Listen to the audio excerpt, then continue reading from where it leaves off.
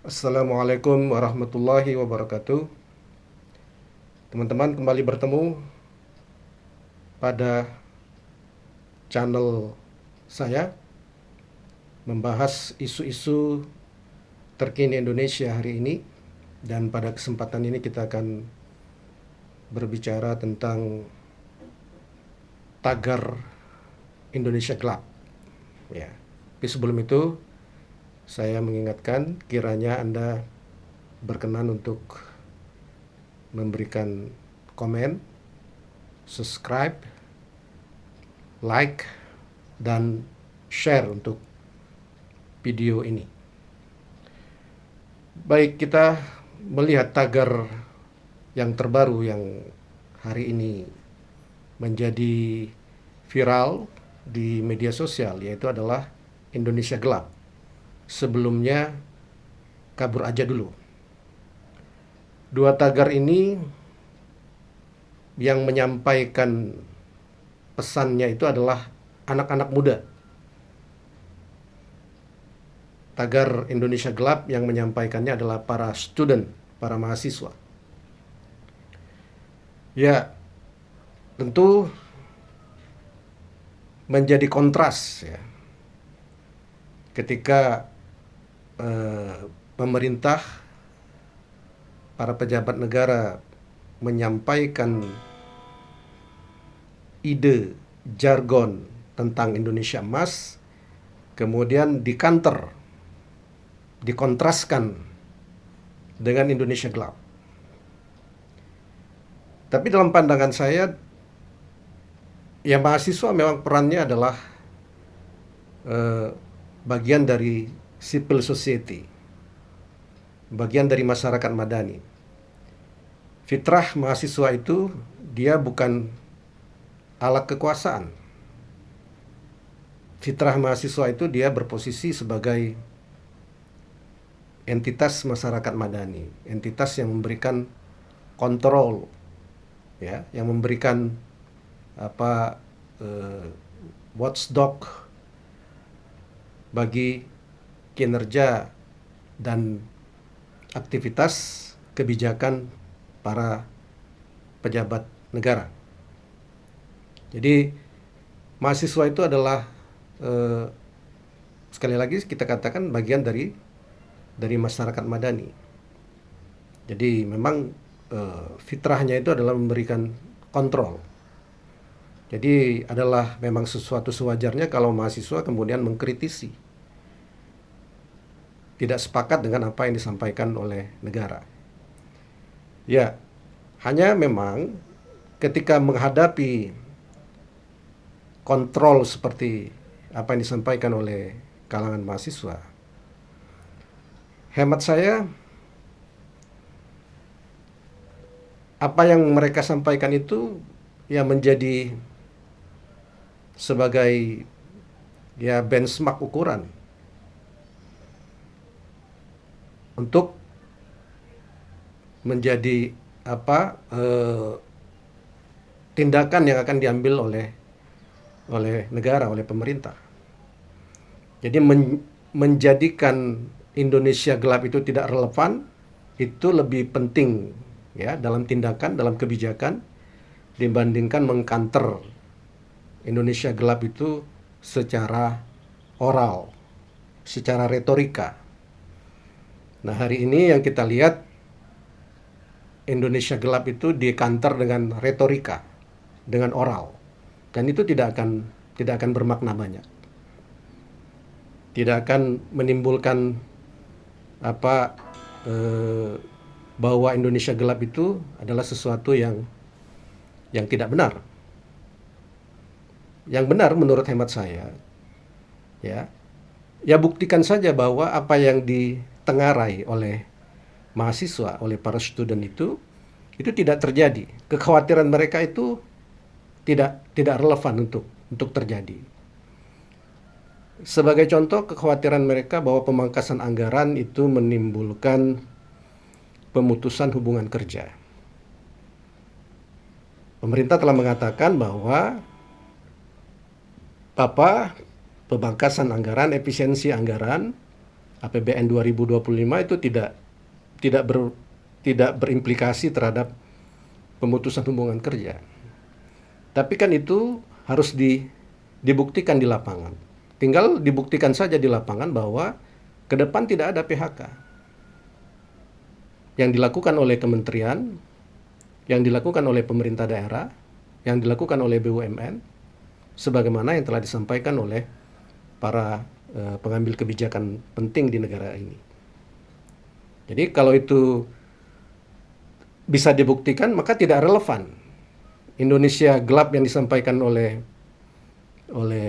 para student itu, para mahasiswa itu, bahwa salah satu implikasinya itu adalah PHK, ya, yang mereka soroti, itu tidak terjadi, tidak relevan. Sehingga gaung Indonesia gelap itu akan melemah dengan sendirinya karena dia tidak relevan.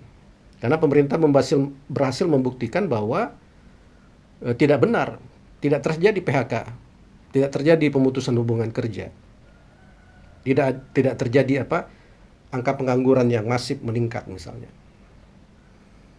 Begitu juga tinggal dijadikan tidak relevan kritikan mereka bahwa kekhawatiran mereka UKT, biaya kuliah akan naik.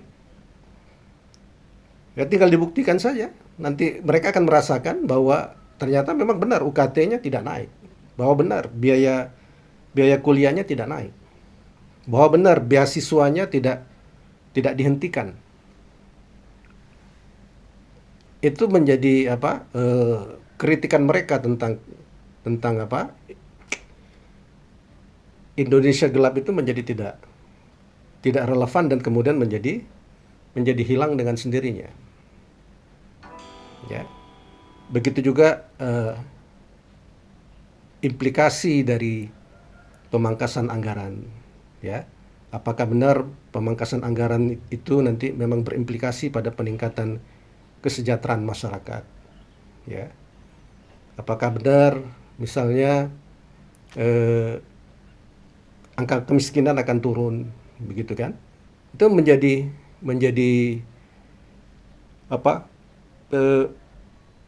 gaung Indonesia gelap itu menjadi tidak relevan, akan sirna dengan sendirinya. Tapi kalau dikanter dengan retorika, apalagi retorikanya bernada bully terhadap anak-anak muda, itu ya akan semakin besar gaung dari kritikan mereka. Dan apalagi kemudian kalau publik merasakan apa yang disampaikan oleh anak-anak muda ini, oleh para student ini, para mahasiswa ini adalah relevan, memang dirasakan dalam kehidupan sehari-hari. Nah itu lebih menyebabkan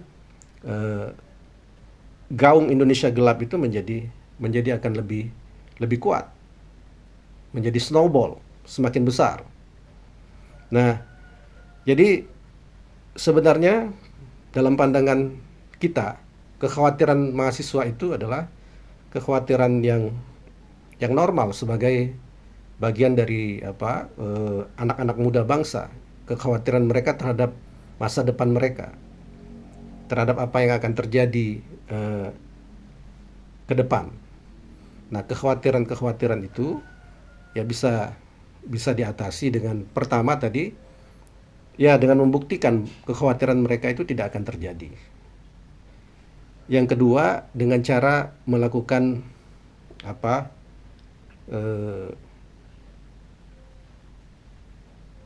improvisasi dalam bentuk kalau kita katakan klasik atau klise bisa juga ya. Tapi ini penting, yaitu keteladanan. Keteladanan pejabat publik mementingkan publik dibandingkan kepentingan personal, kepentingan dirinya. Nah, itu yang masih langka untuk ditemukan. Ya. Jadi orang bertanya-tanya mengapa kok pemangkasan, contoh kasus saja. Orang bertanya mengapa pemangkasan anggaran perjalanan dinas kok implikasinya pada pemutusan hubungan kerja kepada pegawai honorer, pegawai kontrak.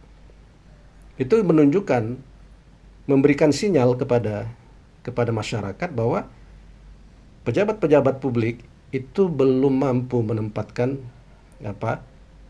kepentingan publik di atas kepentingan dirinya. Dia belum mampu mengorbankan kepentingannya, fasilitasnya, kenyamanannya, ya, dibandingkan dia mengorbankan kepentingan yang lebih luas. Dia lebih, katakanlah lebih mudah mengambil kebijakan yang mudah, yang gampang, dengan cara melakukan rasionalisasi dalam bentuk pengurangan pegawai. Itu cara yang sangat mudah, tidak perlu berpikir, tidak perlu melakukan inovasi, dibanding bagaimana dia tidak memecat pegawai tersebut, tapi dia kemudian benar-benar melakukan penghematan dan koreksi yang merasakan lebih besar dampak penghematan koreksi itu adalah sang pejabat itu sendiri terlebih dahulu. Nah, kawan-kawan, ini memang yang perlu, menurut hemat saya, perlu kita sampaikan kepada para pemimpin kita, ya, bahwa menghadapi kritikan dari siapapun, termasuk dari anak-anak muda, dari anak-anak kita. Ini mereka-mereka yang berdemo ini adalah para mahasiswa, statusnya adalah seperti anak-anak kita. Jadi kepada anak-anak ini, ya, keteladanan itu harus ditunjukkan. Jadi ketika kita berbicara efisiensi, penghematan, tapi kemudian tidak ditunjukkan pada keteladanan, itu menjadi absurd, menjadi paradoks, menimbulkan ketidakpercayaan, menimbulkan antras. Nah, itu mungkin yang dapat kita sampaikan pada kesempatan ini. Sekali lagi, saya meminta kepada kawan-kawan berkenan kiranya untuk memberikan like, subscribe, komen, dan share untuk klip ini. Terima kasih atas perhatian Anda. Assalamualaikum warahmatullahi wabarakatuh.